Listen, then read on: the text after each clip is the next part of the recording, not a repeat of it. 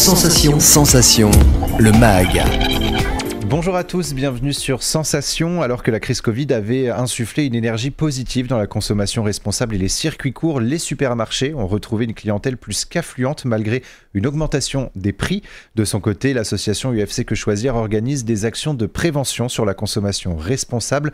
Mais comment faire lorsque les consommateurs eux-mêmes sont perdus à travers les différents labels et origines des produits? Pour en parler avec nous, je suis aujourd'hui avec Philippe Fleuret. Vous êtes administrateur à l'UFC Que Choisir de la région de Versailles. Bonjour. Bonjour. Alors on va donc parler ensemble d'un sujet qui nous concerne tous, l'alimentation, la consommation responsable et parfois ses limites. UFC Que Choisir est réputé notamment pour alerter des rappels des produits dans les supermarchés ou alerter sur la provenance et la qualité des produits, entre autres. Plus généralement, quelles sont les missions de votre association ? Alors le but de l'association, c'est de promouvoir la consommation responsable, c'est-à-dire d'être vigilant sur les enjeux sanitaires, environnementaux et sociétaux. C'est-à-dire on est attaché à tous ces principes-là et donc on fait en sorte que la consommation se fasse de façon responsable. Vous faites de la prévention notamment sur les réseaux sociaux. Pourquoi il est important d'utiliser les réseaux sociaux pour faire de la prévention? Oui, alors on utilise les réseaux sociaux parce que ces dernières années, il y a eu une véritable extension de l'utilisation des réseaux sociaux, notamment par les jeunes, par la jeune génération. Et donc si on veut faire passer des messages, il faut absolument utiliser les réseaux sociaux. Chaque jour en France, ce sont des millions de citoyens qui font leurs courses, des achats qui pour beaucoup se résument à aller au moins cher, sans pour autant faire attention aux produits rajoutés. Sur votre site internet, notamment, vous publiez des articles sur la provenance des produits que nous achetons donc chaque jour et surtout sur l'obligation des fournisseurs à indiquer l'origine des produits alimentaires. Pourquoi cette obligation est essentielle pour la consommation des citoyens? Voilà, donc nous ce que l'on souhaite c'est que l'information des citoyens se fasse de façon honnête et non pas fallacieuse. Donc il y a, vous le dites à juste titre, il y a de nombreux exemples au quotidien d'affichage sur les produits alimentaires qui sont faux. Exemple, le domaine du miel, par exemple, la principale entreprise, société de distribution de miel en France, affiche sur les pots de miel, le miel de nos terroirs, et quand on regarde bien en tout petit, sur la couverture ou derrière, en fait, on s'aperçoit que la majorité du miel qui est dans le pot provient d'autres pays, de pays européens, mais non pas de miel français. Donc il faut être honnête, voilà. Alors c'est quoi? C'est une pratique qui est juste malhonnête ou qui est plus que ça illégale?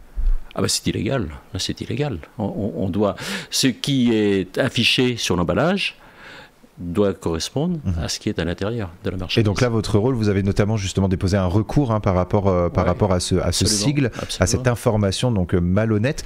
Qu'est-ce que vous espérez du coup grâce à ce recours? On espère deux choses. Déjà, dans un premier temps, que l'entreprise concernée rectifie rapidement l'affichage. Et puis, deuxième chose, il y a un rôle pédagogique, c'est-à-dire que d'autres ne fassent pas la même chose. Mais malheureusement, on est obligé régulièrement de revenir à la charge dans ce domaine. En ce qui concerne la viande, des professionnels des filières de viande française ont créé 10 logos qui permettent de certifier que les animaux sont nés et élevés en France, une initiative soutenue par le ministère de l'Agriculture et de l'Alimentation. Comment reconnaître en tant que consommateur ces logos et pourquoi il est important de valoriser la production française? Alors, c'est quelque chose qui est très important parce que, maintenant, même si ça date un peu, il faut se souvenir de différents scandales alimentaires. Le scandale de la vache folle, c'est dans les mémoires, et également la viande de cheval. Les lasagnes, il y avait des lasagnes qui étaient fabriquées par une société française, et c'était des chevaux qui étaient malades, une partie d'ailleurs, et qui venaient d'autres pays d'Europe. Donc il y avait une tromperie évidente, et il y avait aussi un enjeu sanitaire qui était pas évident. Alors que ce soit la viande, les légumes ou les poissons, ils ont tous un point commun, c'est les consommateurs doivent connaître leurs origines. Pourquoi c'est important d'avoir les origines des produits? Ils doivent avoir l'origine des produits parce que si c'est un produit qui est produit en France, on connaît les conditions de production ou d'élevage ou de culture de ces produits. Et donc généralement, il y a des conditions de production qui sont strictes. On a vu tout cela, par exemple, qui a été rappelé lors de la dernière crise du monde agricole. Et si ça vient d'autres pays, on n'a pas ces garanties, notamment sanitaires. Au sein de l'UFC Que Choisir, vous vous battez notamment contre les fournisseurs qui n'affichent pas le Nutri-Score sur leurs produits. Quel est le rôle du Nutri-Score et pourquoi est-ce un combat qu'il faut remporter? Alors, le Nutri-Score, c'est un enjeu sanitaire. C'est-à-dire que, en fait, ça procède d'une bonne alimentation et si on a une bonne alimentation, on doit avoir une bonne santé. Il a été constaté, toutes les études le montrent, par exemple, qu'il y a un accroissement de l'obésité en France, notamment à travers les jeunes générations. Qui dit obésité dit risque sanitaire.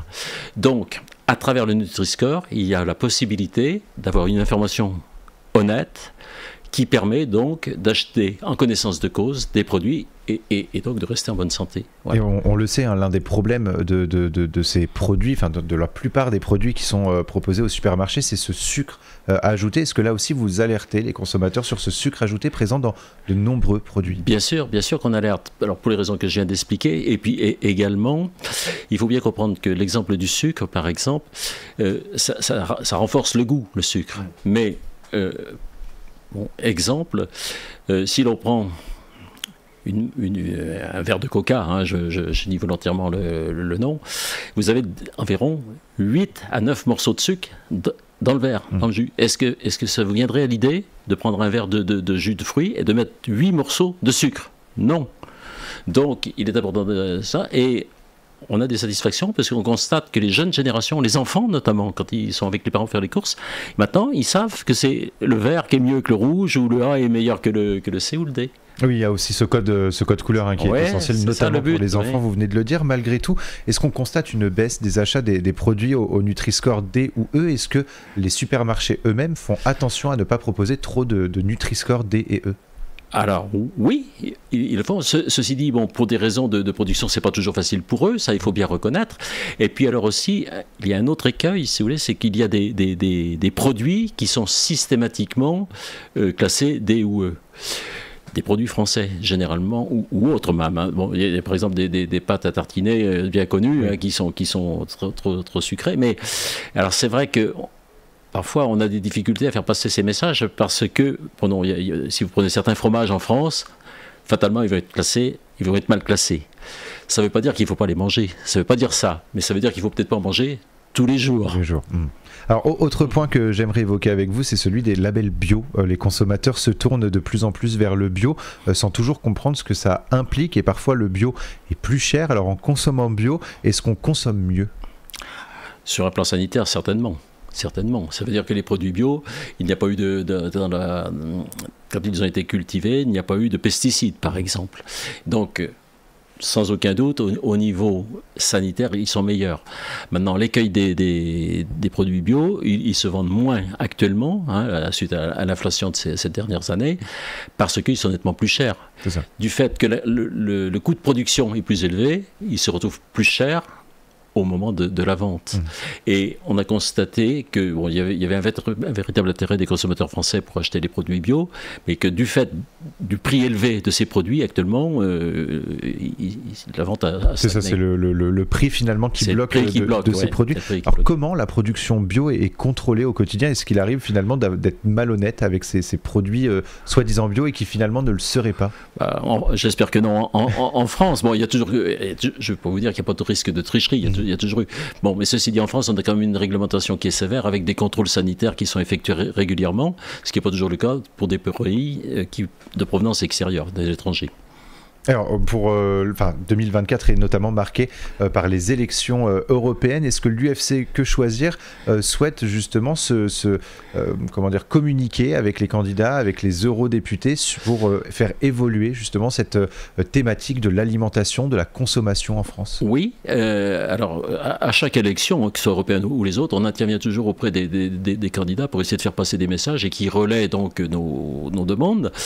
Dans le domaine de l'alimentation, ce que l'on souhaite, c'est qu'au niveau européen, il y ait l'équivalent du Nutri-Score, on appelle ça Nutri-Planète, hein, c'est-à-dire que grosso modo c'est le même principe, et donc la grande distribution française ne s'arrête pas aux frontières françaises. Elle est aussi dans d'autres pays européens comme l'Allemagne par exemple ou l'Italie, et donc il faut que le logo soit identique pour tous les pays européens, de la communauté européenne. Et puisque de toute façon la consommation est avant tout européenne, avant d'être française et même mondiale. Bien sûr.